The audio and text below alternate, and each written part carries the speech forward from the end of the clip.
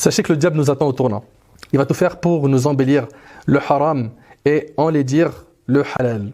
Mais il va toucher qui? Que les personnes faibles. Comment faire pour nous prémunir de cet ennemi? Awalan, numéro 1, al-istighfar. La demande de pardon. Le fait de multiplier la demande de pardon. L'imam Ahmed a rapporté dans son musnad ce hadith-là, Wallahi al-azim, il est exceptionnel. Selon Abu Sa'id al-Khudri, le prophète sallallahu alayhi wa sallam a dit, le diable a dit à Allah, écoutez bien, hein, par ta puissance et ta majesté, je les égarerai tant que leur âme est dans leur corps. Regardez le diable, hein. Par ta puissance, il dit à Allah, et ta majesté, je les égarerai tant que leur âme est dans leur corps. Puis Allah lui a dit, par ma puissance et ma majesté, je leur pardonnerai tant qu'ils me demandent pardon. Allahu Akbar. Wallahi, c'est magnifique. Donc la demande de pardon. 2, al-isti'adha. Le fait de demander la protection près d'Allah contre le diable et de son mal. Le fait de dire, a'udhu billahi minash shaitan ar-rajim. D'accord? Et si jamais le diable t'incite à faire le mal, cherche refuge auprès d'Allah contre le diable, car Allah entend et c'est tout. Et si jamais le diable t'incite à faire le mal, cherche refuge auprès d'Allah, car il entend et c'est tout. 3, al-mu'awwidhat, la récitation des 3 dernières sourates, al-ikhlas, al-falaq et al-nas. D'accord? Également, ayat al-kursi. Al-Bukhari, rahimahullah, a rapporté dans un hadith selon lequel un djinn a dit à Abu Huraira, quand tu iras te coucher, récite le verset de Al-Kursi, d'accord? Allah enverra un gardien chez toi et aucun diable ne s'approchera de toi jusqu'au matin. Le prophète sallallahu alayhi wa sallam lui a dit alors, il t'a dit la vérité, bien qu'il soit un grand menteur.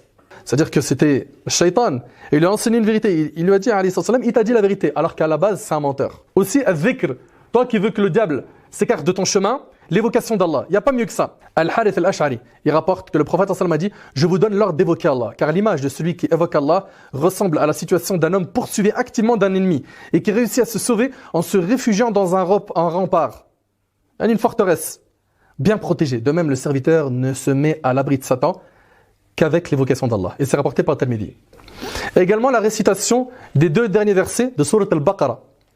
Le prophète sallallahu alayhi wa sallam, il a dit, celui qui récite les 2 derniers versets de Sourate al-Baqarah la nuit se protège de tout mal, rapporté par le Bukhari.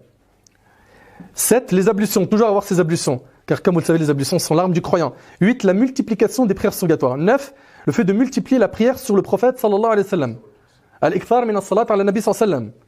Imagine avec moi que ton supérieur au travail te suit sans relâche. Imagine qu'il attend de ta part la moindre erreur pour la comptabiliser et te la faire marquer. C'est pénible à supporter, n'est-ce pas? C'est dur. Ô toi qui crains ton responsable au travail, éprouves-tu ce même sentiment pour Allah subhanahu wa ta'ala qui t'a créé? Ton responsable, c'est qu'une créature d'Allah. Allah ta'ala l'a créé lui, ainsi que les cieux et la terre. Est-ce qu'ils contiennent? Comment craindre les gens et ne pas craindre Allah? Donc toute personne qui a mangé le haram, qui a délaissé la prière, qui a baissé les bras et qui a arrêté de craindre Allah, que ces personnes-là reviennent vers Allah très rapidement. Ô toi qui ne négocies jamais les ordres de ton responsable sur terre, pourquoi est-ce que tu négocies tous les ordres d'Allah? Pourquoi? Pour finir, toi qui es noyé dans l'insouciance, jusqu'à quand tu vas continuer à désobéir à ton Seigneur? Jusqu'à quand tu vas continuer à prendre un autre chemin que celui du prophète sallallahu alayhi wa sallam? Réveille-toi. Et réveille-toi dès maintenant, de ton sommeil profond, de cette anesthésie générale qui t'a touché, avant qu'il ne soit trop tard et que la mort te vienne. Ne sais-tu pas que la mort peut te toucher à n'importe quel moment? Wallahi, qu'il est possible que l'ange de la mort vienne prendre ton âme tout de suite. Tout de suite. Il faut donc que tu en sois conscient à 1000%. Et sache que le jour du jugement est appelé par Allah subhanahu wa ta'ala le jour des regrets. Donc ressaisis-toi tout de suite. Combien de personnes ont délaissé le chemin du haram? Ils ont été éprouvés, puis après ils ont tenu.